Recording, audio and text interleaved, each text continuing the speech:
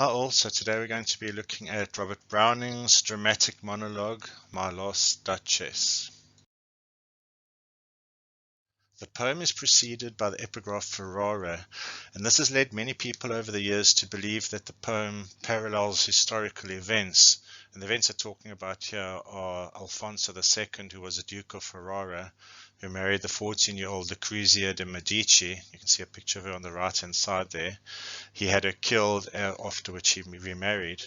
Now, while Browning may or may not have heard of this story and based the poem loosely on it, we won't ever know for sure, so it can be problematic to impose too much of an assumption onto the poem.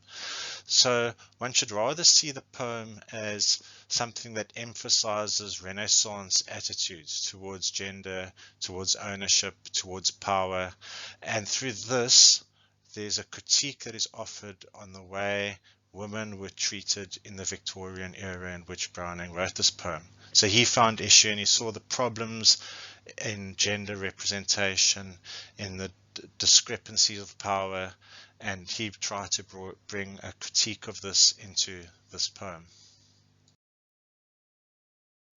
For a reading of the poem, I found a great reading by Alfred Molina off of the Poetry Out Loud website.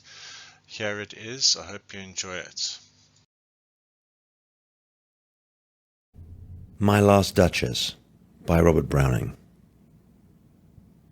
That's my last Duchess painted on the wall, looking as if she were alive. I call that piece a wonder now. Frau Pandolf's hands worked busily a day, and there she stands. Will please you sit and look at her? I said Frau Pandolf by design, for never read strangers like you that pictured countenance, the depth and passion of its earnest glance. But to myself they turned, since none puts by the curtain I have drawn for you but I, and seemed as they would ask me, if they durst, how such a glance came there. So, not the first are you to turn and ask thus. Sir, 'twas not her husband's presence only called that spot of joy into the Duchess' cheek. Perhaps Frau Pandolf chanced to say, her mantle laps over my lady's wrist too much, or paint must never hope to reproduce the faint half-flush that dies along her throat. Such stuff was courtesy, she thought, and cause enough for calling up that spot of joy. She had a heart, how shall I say, too soon made glad, too easily impressed. She liked whate'er she looked on, and her looks went everywhere. Sir, 'twas all one. My favour at her breast, the dropping of the daylight in the west, the bough of cherries some officious fool broke in the orchard for her, the white mule she rode with round the terrace, all and each would draw from her alike the approving speech, or blush at least. She thanked men. Good. But thanked somehow, I know not how, as if she ranked my gift of a 900-years-old name with anybody's gift. Who'd stoop to blame this sort of trifling? Even had you skill in speech, which I have not, to make your will quite clear to such a one, and say, just this or that in you disgusts me, here you miss or there exceed the mark. And if she let herself be lessoned so, nor plainly set her wits to yours forsooth, and made excuse, e'en then would be some stooping, and I choose never to stoop. Oh, sir, she smiled no doubt whene'er I passed her, but who passed without much the same smile? This grew. I gave commands, then all smiles stopped together. There she stands, as if alive. Will't please you rise? We'll meet the company below then. I repeat, the Count your master's known munificence is ample warrant that no just pretence of mine for dowry will be disallowed, though his fair daughter's self, as I avowed at starting, is my object. Nay, we'll go together down, sir. Notice Neptune, though, taming a seahorse, thought a rarity, which Claus of Innsbruck cast in bronze for me.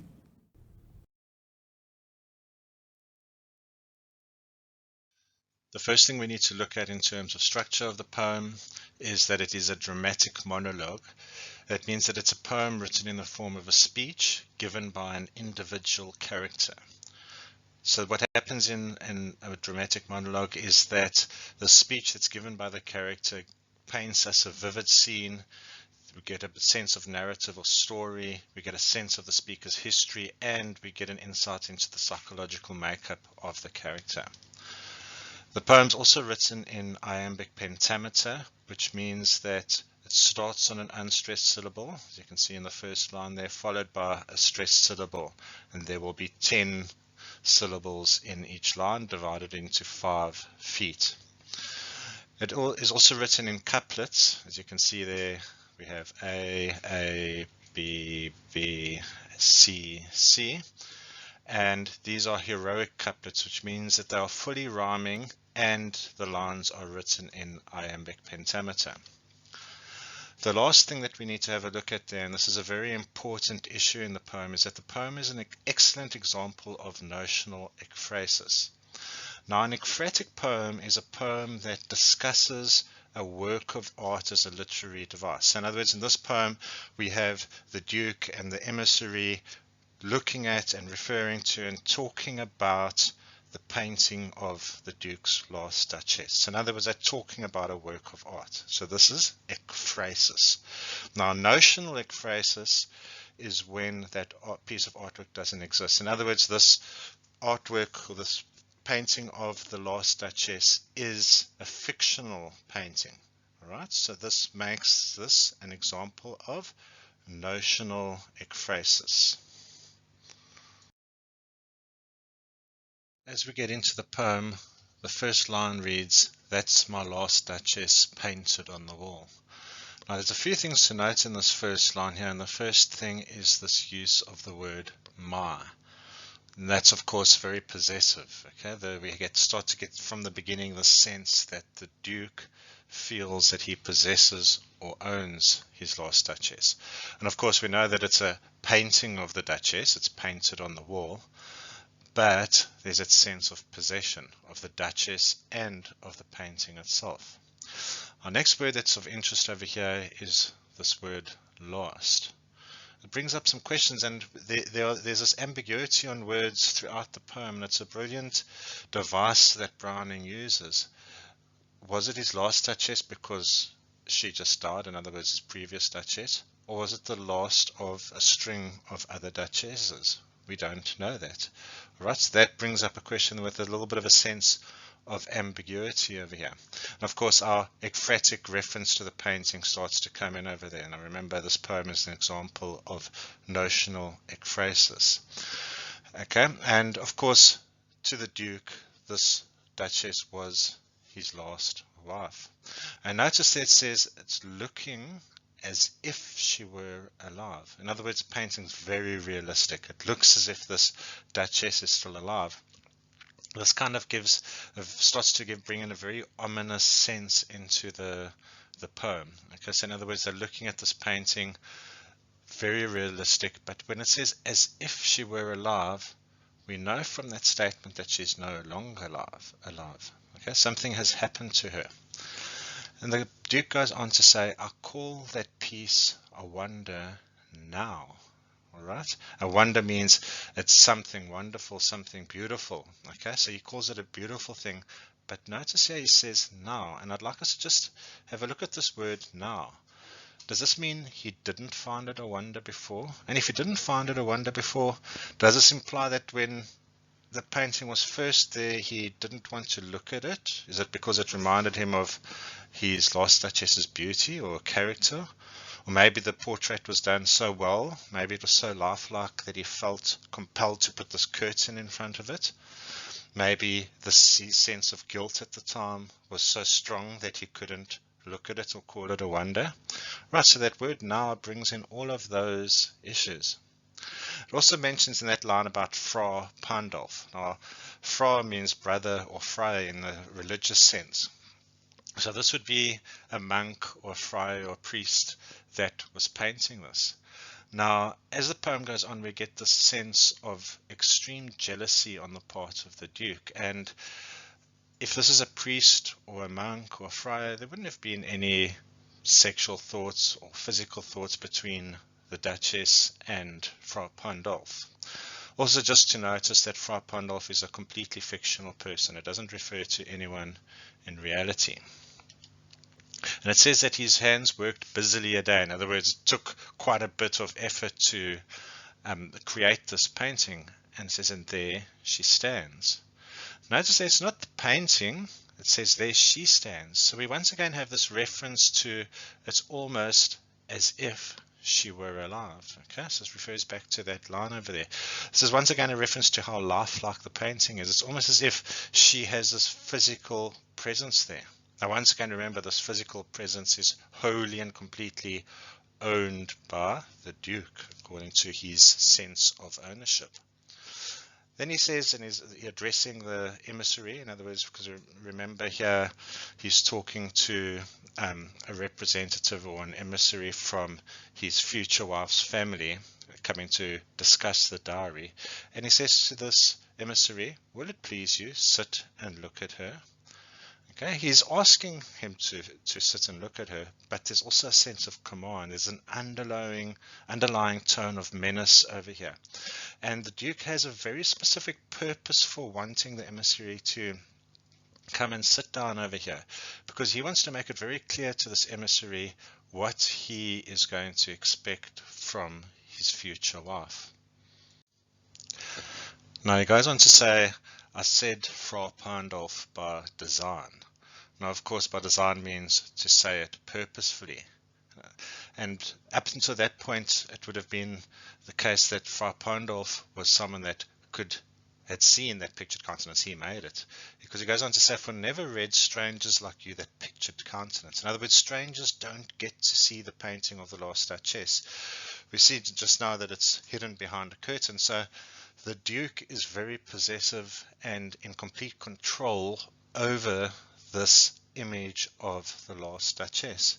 And we get a little bit of another discussion of the painting over here. It says the depth and passion of its earnest glance. So first of all, here we see something about the Duchess herself, the depth and passion. So she had this sense to her in the expression in the painting. And we come to realize here that the Duke is very jealous of the fact that she had depth and passion. But the problem is here is that the depth and passion was not for him, as we're going to find out. The depth and passion was for the painter that was painting it. Even though there was a very innocent relationship between the two of them, the Duke reads something into it. Another word that's very, very small but very important over here is this word its.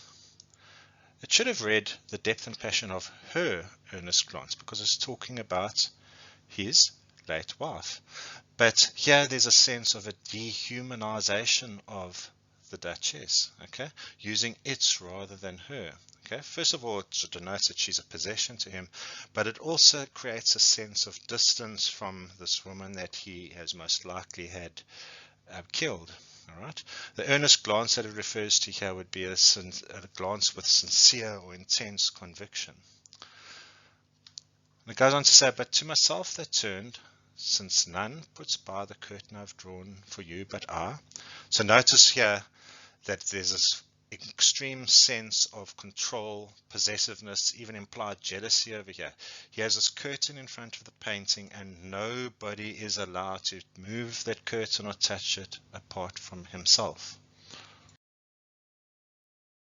So we see here that those people turn to him and it says they seemed as they would ask me. Okay, notice the word seemed. It isn't as if they were definitely going to ask him about the painting. So it says here so we can see here that strangers only appear to want to ask the Duke, but they don't dare. They durst not. Okay, that means to dare to do something. So you can see here that the Duke kind of senses their unease. He's the only one allowed to move the curtain, so he's got all the control over this possession of his. And here we have these people that obviously exhibit a sense of curiosity, and he knows that they're going to ask him how such a glance came there. In other words, that sense of earnestness, that sense of passion in the Duchess. And he goes on to say, so not the first are you to turn and ask thus. Okay, the broker, the emissary, also seems to have wanted to ask the same question. In other words, why is there that sense of earnestness? Why is there that sense of joy, that spot of joy in the Duchess's cheek?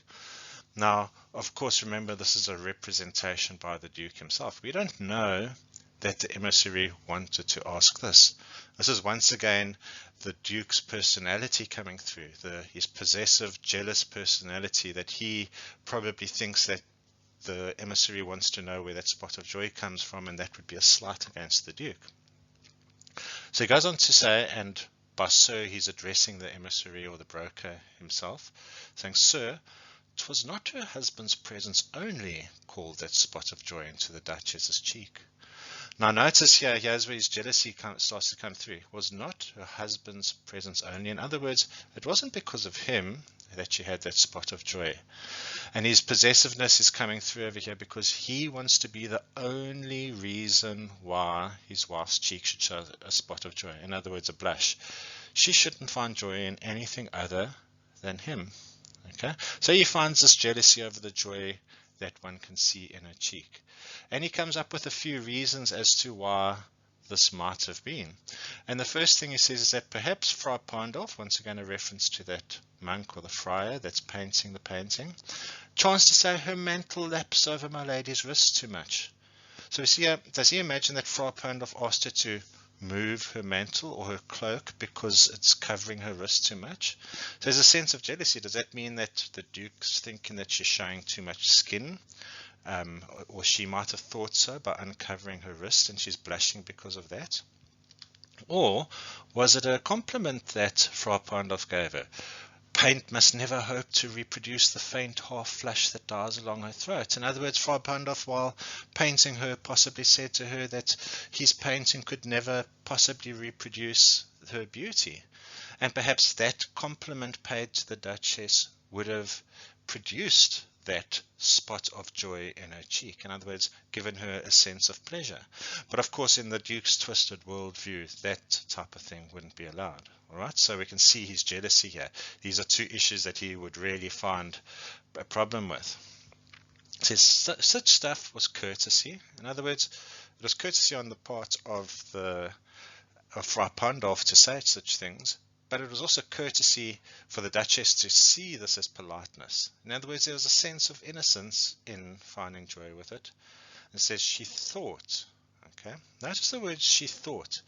In here we can see that the Duke thought his Duchess, or his last Duchess, to be too naive. In other words, she's too believing of things. So in his jealousy, he utterly believes that in Frau Pandolf's compliments to her, there was something nefarious or underhanded in it, and she thought that it was just pure courtesy. So he thinks she's naive because of that. He says, and cause enough for calling up that spot of joy. So one has to question here whether the Duke was perhaps himself unable to call up such joy in the Duchess. Could that be the cause of his jealousy in this moment? The Duke goes on to say that she had a heart, how shall I say, too soon made glad. Now, first thing to note here is this use of caesura, okay, with these two dashes over here. And this is used a couple of times in the poem where the Duke kind of takes a moment just to gather his thoughts and to find the right words to say. And it's very important to note that he is very skilled in speech, even though later on he says that he's not, which is, we'll talk about that when we get there, is not completely true. So when he says that she had a heart too soon made glad, by heart he means obviously her emotions, her thoughts, her feelings, okay? Too soon made glad. In other words, he considers her too easily pleased, okay? Too easily impressed, okay? He considers it that she is too easy for others to please, okay? Once again, note his jealousy and possessiveness coming through here. One can read into this and say that he wants to be the sole reason why she could be glad, or the sole reason why she could be impressed, right? And it carries on to say she liked whatever she looked on, and her looks went everywhere. He doesn't like the fact that she liked whatever she looked on. In other words, she looked on things and she found joy in the everyday things in life. Okay, and we're not talking about the physical attraction to other men, we're talking about many different things. And he doesn't appreciate that because of his possessive qualities and his narcissistic qualities. He wants to be the sole reason or the sole thing that she looks on and likes. Okay, and he says her looks went everywhere. Notice there's an extreme sense of jealousy over here when he says her looks went everywhere. He feels slighted that she looked at and appreciated many things and people, not just him. It also seems here that in his jealousy, he thinks that she's looking lustfully at other men elsewhere. Okay, so this is very important to note over there. And he carries on to give us a list of things that she found pleasure with. Okay, Sir, 'twas all one. Okay, in other words, the following things were all one. They were all the same to her. And the first thing is my favorite, her breast. And we get these issues of the male gaze here, sense of objectification. The Duke expects her to be so satisfied with his appreciation of her physical form and his sexual satisfaction in that, that she should place that above all other pleasures. But yet the following things she finds just as much pleasure from. And the next thing is the dropping of the daylight in the west, which is the beauty of the sunset. So she found pleasure in that, and you can see he's even jealous of her finding a sunset beautiful. And that says a lot about his sense of control and jealousy over here. Then the bough of cherries some officious fool broke in the orchard for her. Okay, some officious fool. Now we get this word fool over here. There's an ominous tone here. Why does he call this person a fool? Okay, once again, there's this sense of ambiguity that Browning is working with over here. Is a person a fool because he thought he could pick it for the Duchess, or is he foolish because it would mean a very bad thing for him to do that, to pick something for the Duchess because of the repercussions that might come there? Okay. Then they broke in the orchard for her. Then the next thing is the white mule that she rode with around the terrace. In other words, just the donkey that she would happen to ride around the property or the terrace on. She found pleasure in that. So in all of these things, it says each of them would draw from her alike the approving speech. In other words, she reacted to all of those things in the same manner. And once again, his favor at her breast, the dropping of the daylight in the west, which is the sunset, the bough of cherries that someone would have picked for her, the mule that she rode around, she found them all satisfying in the same manner. Okay, and you can see there that she also would blush at those things. Now, the Duchess most likely had quite an outgoing personality, because the Duchess says she thanked men good. Notice that little bit of a sense of a caesura over there. Okay, in other words, it's good, it's just, it's normal to thank people. But notice here he uses the word men. Okay, he doesn't say people, he says men. Once again, you can read the jealousy into that. But he goes on to say, but thanked somehow.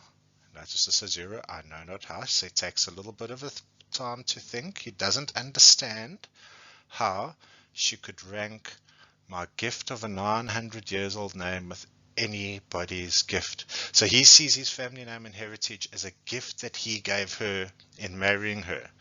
So she must value that gift of his family name, that 900 years old name, above any other gift. Right, so when she thanks people, she should be, in his mind, should be thanking them at a much lesser rate than what she thanks him for giving her his 900 years old name.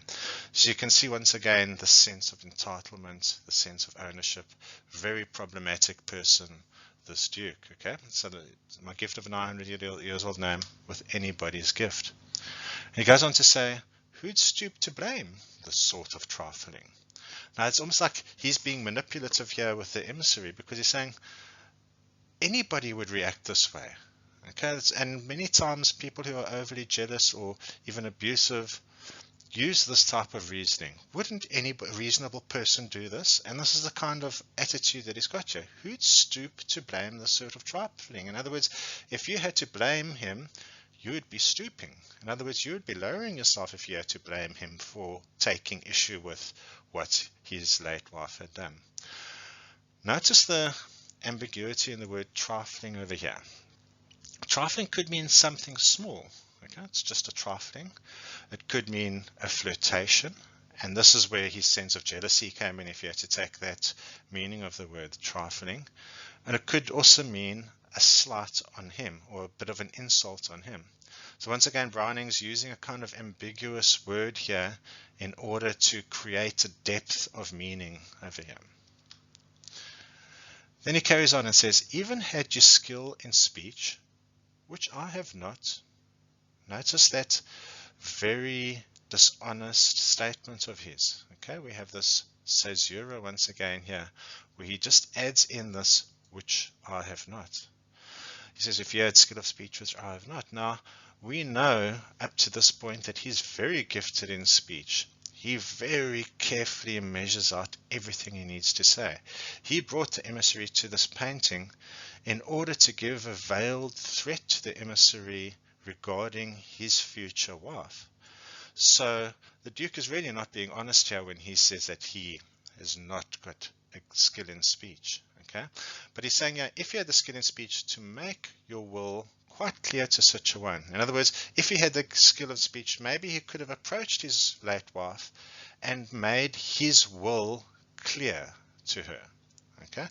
Now the important word here is also this word will. Okay. His will to him, in other words, his sense of what should be done, has to be absolute. And this goes along with his sense of narcissism, his sense of power that he thinks he has. All right. And what would he say to her? He'd say, just this or that in you disgusts me. Now, every time I read this, this word always stands out to me. Because if you had to say to someone, something in you, whatever it is, disgusts me, that's an incredibly strong and an incredibly, and a word that shows incredible revulsion to that person. Okay, so that's what he could have said. That's this in here, or that in you disgusts me. And of course, he's talking about the fact that she finds pleasure in all these different things in life. Or he could have said, here you miss, or there exceed the mark. In other words, you're falling short in this manner. Yeah, you miss the mark. Or you're overshooting and you're doing too much over here, and that would be exceeding the mark. And he carries on to say, if she let herself be lessened so. Now here's once again is a pun on the word lessened over here. It could mean to be schooled or to be taught. In other words, he would teach her the way to act. Or it could mean to be made less. In other words, if he managed to cut her down to size, is pretty much what he's saying over there.